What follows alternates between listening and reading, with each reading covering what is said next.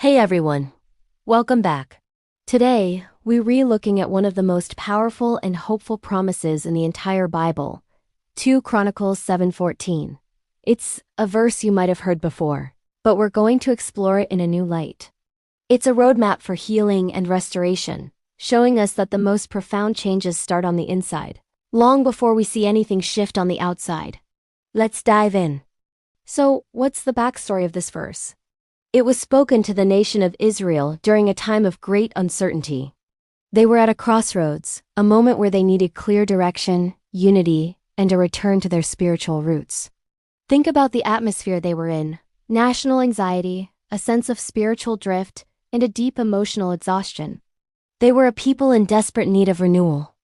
Does any of that sound familiar? I think it does for a lot of us. We live in a world that can leave us feeling stretched thin, overwhelmed, and disconnected from what truly matters. We worry about the future, we feel distant from our purpose, and we get tired. The beautiful thing is, 2 Chronicles 7:14 speaks directly into that kind of atmosphere, offering a path forward not just for a nation, but for our own hearts. The very first step God mentions is to humble themselves. Now, let's clear something up. Humility isn't weakness. It's not about thinking less of yourself. Humility is about radical honesty. It's that moment you finally stop pretending you have it all together, when you let go of the pressure to be perfect and just admit the truth. It's saying, I'm tired, or I'm overwhelmed, or I really need help right now.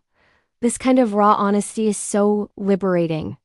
It's often the very first, and most crucial, step toward real emotional and spiritual healing. It's giving yourself permission to be human. The next step is to pray. Prayer is another word that can sometimes feel intimidating. Like you need to have the right words or say it in a certain way. But at its core, prayer is simply about connection. It's the moment you pause the noise of the world long enough to just breathe, reflect, and reach out to something bigger than yourself. It doesn't have to be a formal speech. It can be a sigh, a question, a moment of gratitude. Prayer has this incredible ability to bring clarity when our thoughts are jumbled, a sense of calm when we feel anxious, and a feeling of being grounded when life feels chaotic. In a world that's constantly demanding our attention, prayer becomes a quiet space of rest and a reminder that we are heard. After prayer, the verse says to seek my face. This is such a beautiful and intimate phrase. Seeking God's face isn't about following a religious checklist or performing a ritual. It's about relationship. It's about intentionally turning your attention toward hope instead of getting lost in your fears. It's about choosing to focus on peace instead of chaos and on purpose instead of pressure. Emotionally, this is a game changer. When we seek God's face, we are actively training our hearts and minds to look for light, for love, and for guidance. Then comes the part that requires action. Turn from their ways. Again, this isn't about achieving instant perfection. It's not about never making a mistake again. Turning is about direction. It's about making a conscious choice to pivot towards something better. This can look like choosing healthier habits, even small ones.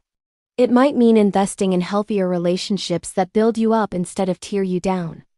It could be about cultivating healthier thoughts, challenging the negative narratives we tell ourselves. Or maybe it's practicing healthier responses when we're provoked or stressed. These small, consistent shifts in direction are what create massive, positive changes over time.